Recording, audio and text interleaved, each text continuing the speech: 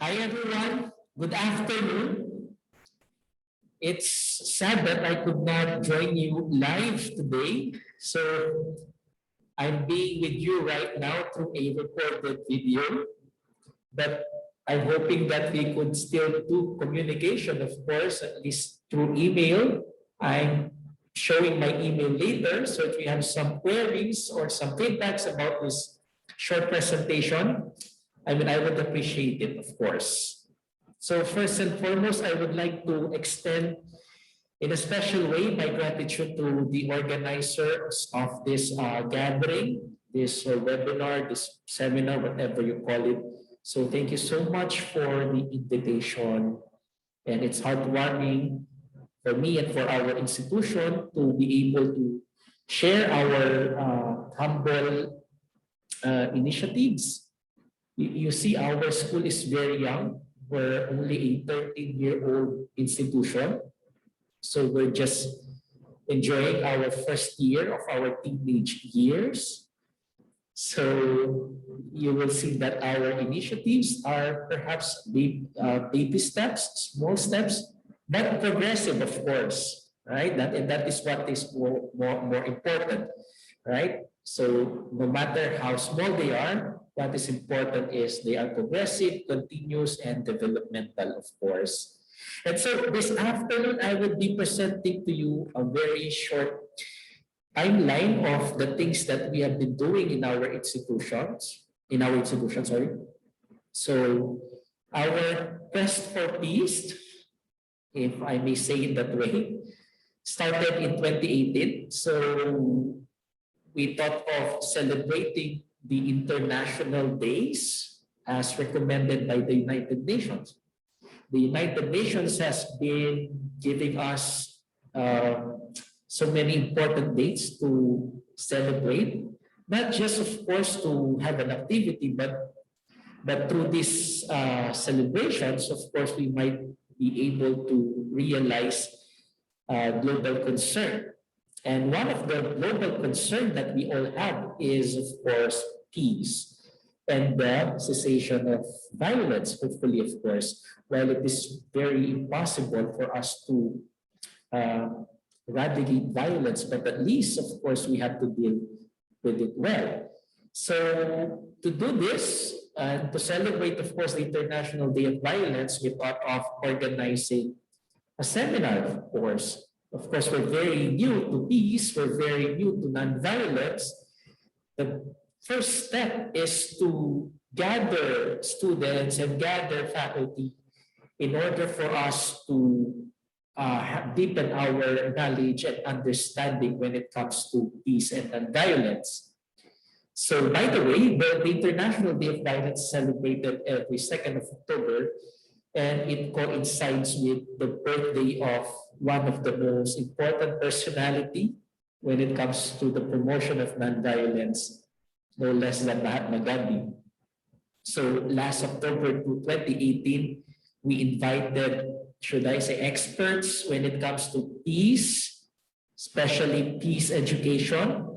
And we asked them, of course, to tell us more on how we could actually integrate peace in our institution, in terms of our programs, in terms of our curriculum, and in terms of our activities. So one of the person we invited, of course, is Professor Tos Wihin, who is a UNESCO awardee for peace education in the year 2000. And Professor Tos Wihin shared his experiences, his expertise on the realities of the society, especially concerning peace. We also invited an expert when it comes to curriculum, Professor Kawagas. You see, because we do not want this activity to be a one-time activity, one-time big-time activity, and then after that, that's it. We wanted to institutionalize also this activity, and so we wanted to integrate peace education and even global citizenship education in our curriculum. And so we invited someone who would somehow tell us on how we could actually integrate this or some of the activities that we could do to enrich our curriculum, especially on matters concerning peace. Right? We also invited Professor Romero during that day, an important personality also in terms of peace education here in our country. Right? So, and during that seminar, we also included some workshop where students and faculty had some sort of creative activities that made them appreciate peace, of course. In 2019, we wanted to extend our programs on peace. So this time, we already included even faculty, even outside the institution. So through a partnership with the Philippine Normal University, APCU Korea, and UNESCO Bangkok, thanks to them, of course, we had share funding, of course, from this institution. So we were able to organize a GCED roadshow, a Global Citizenship Education Roadshow.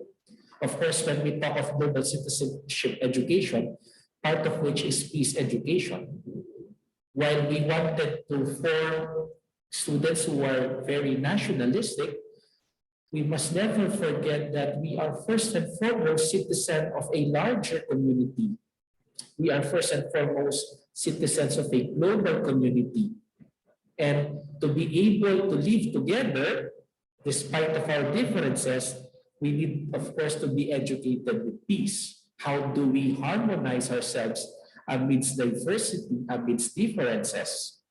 And so during this conference, we invited not only teachers or faculty from the collegiate level, we also included faculty even in the secondary level. So we invited teachers coming from the Department of Education, a different public and private schools. And what is interesting is we also included some principals, because we thought of, we realized that it will be useless to gather teachers and then principals would not even support their advocacies in the future. So what we wanted is the principal should also learn and should also know the importance of global citizenship and peace education. And so during that time, the teachers and principals gathered and shared insights on how they could actually incorporate this or how they could actually do this in their own in their respective institutions. Then finally in 2020, that's last year, of course. So we're done with seminars, we're done with workshops. So what we thought of is let's do some responsive activity, an activity that will actually respond to social realities. And one of the reality that we have been seeing is the proliferation of violence amidst us, no? In all levels of networks. We see violence in media, we see violence in society, we see violence in institutions, there are bullying. So we thought of why don't we, of course, gather people who have experienced this sort of violence, like war. After all, 2020 is of course a commemoration on the 75th anniversary of World War II and the Hiroshima bombing. So let's tell students, let's tell the community, let's tell the society about the monstrous, about the horrible effects of wars, the terrifying effects of violence in our society. And so through a partnership, of course, with the Hiroshima Peace Park Sunday volunteers, headed by Mimi Sensei and Ms. Chen Magaspar. So we reached out to them.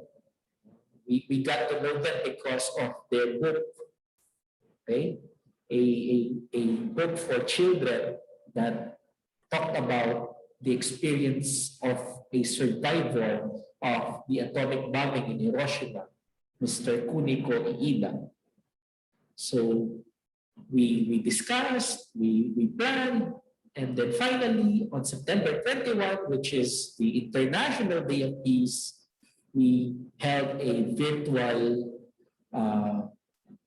program. So and the theme, of course, is ending the culture of war and shaping the pieces of peace together, also reflecting the theme of the International Day of Peace of the United Nations.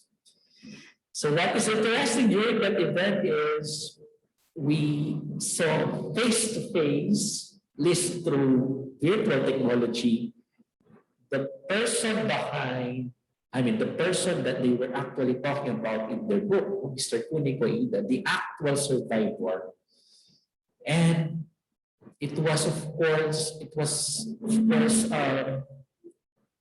very, I don't know how to describe it, but it was very intimate, should I say, because we heard from the very survivor the experience that he had, the actual experience that he had during the Hiroshima bombing.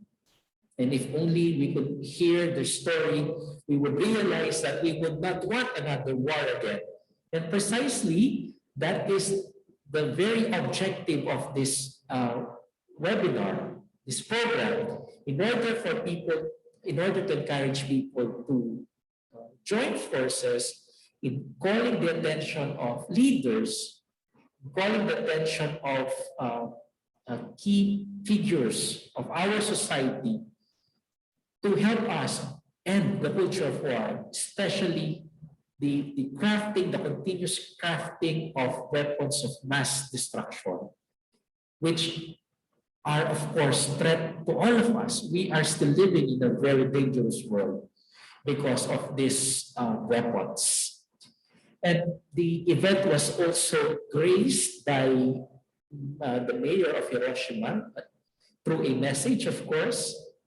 The mayor of Hiroshima is the president of the Mayors for World Peace. So, and in his message, he continued to encourage people to continue the battle cry for the cessation of weapons of mass destruction. And we also heard some peace initiative during that program from the Hiroshima Peace Park Sunday volunteers on what they are doing to promote peace. And the program ended with the crafting of peace paper cranes. Of course, before that, we heard the story of the paper crane origami. Okay, from the if you only get to know the history of this paper crane, you will realize that it's also rooted from a young child who also experienced the Hiroshima bombing. So after that, the participants showed their paper crane, their crafted paper crane origami. Okay, and they took some pictures and then they shared it in public, of course, through social media. Okay.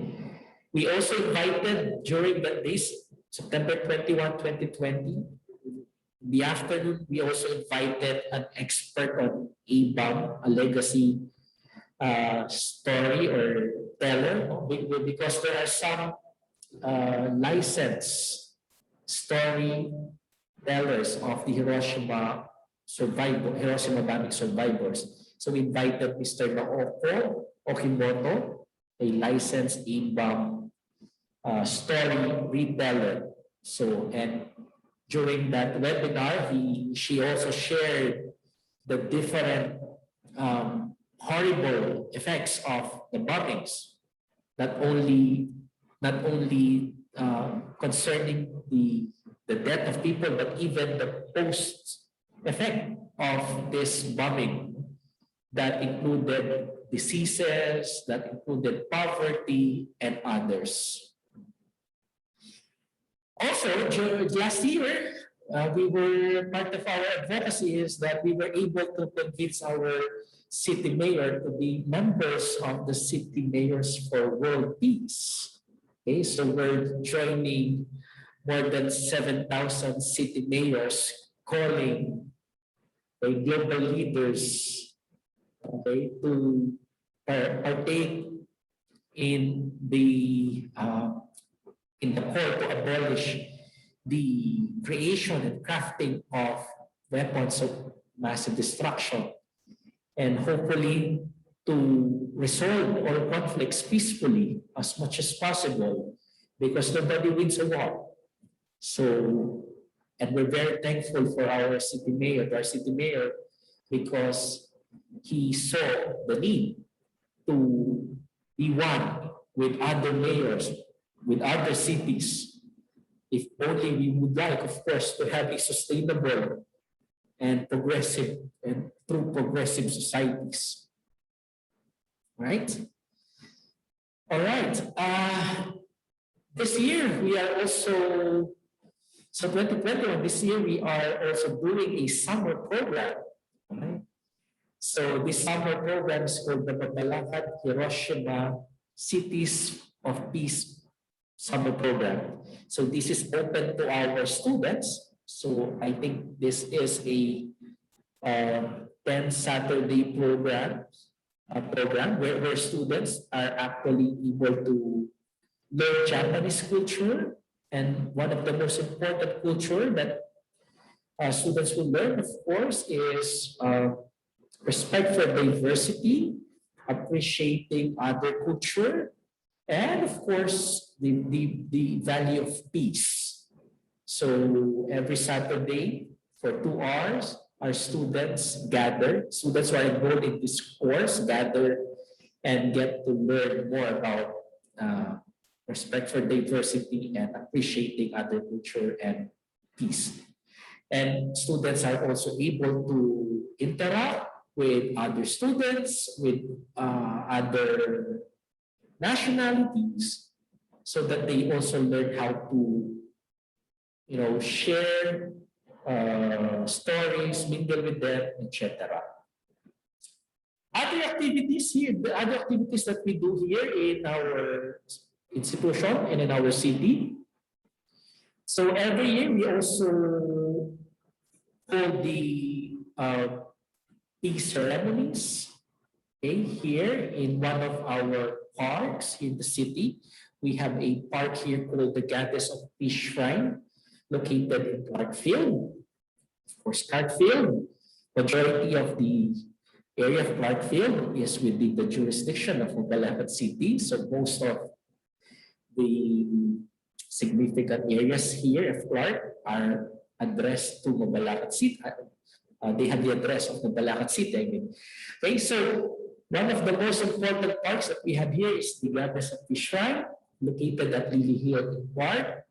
And it's a very historical place because on that hill, thousands of soldiers died because of World War II. There was a war between the Americans, Japanese, and Filipinos, and on that hill there was a site where thousands of them died, okay, during the World War II.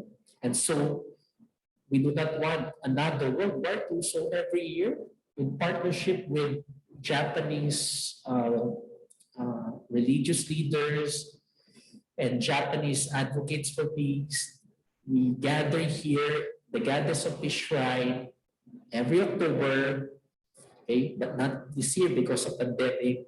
And then we hold prayers, we hold commemorations with the hope that this bad scenario, this bad experience will never happen again. So students are able to witness the prayer ceremonies, okay? The students are able to hear the narratives, okay? So in a way, it tells students the terrifying effects of World War II not of course to make them, not of course to terrify them, but of course to challenge them that this should never happen again. We also have commemorations of the kamikaze phenomenon. Remember, our city is recognized as the birthplace of the kamikaze. And you know, in World War II, there were Japanese pilots who actually, we call them as suicide pilots, of course, because when the Japanese are, of course, at the verge of losing World War II, they would want to end the war, of course, with dignity. So some of their pilots actually crashed their planes on American ships, American forces. So it was here in Mabalacat City where they actually planned for that suicide attack to Americans. And it's also in our city where they actually had their last interactions with their co-Japanese. So we have airfields here. No? It was on the city, they built their airfields that saw the last images of their comrades. No? So there. So we also have parks here to commemorate not of course the political realm, but of course to commemorate the sad, right, the lonely effects of war, that it should never happen also again. All right. So those are just some of the activities that we have been doing here in our college, and we would like to hear from you. Maybe you may have suggestions or you may have some inquiries. So my email is available on the screen. So please let's talk. So thank you very much for listening. Nakipag salamat.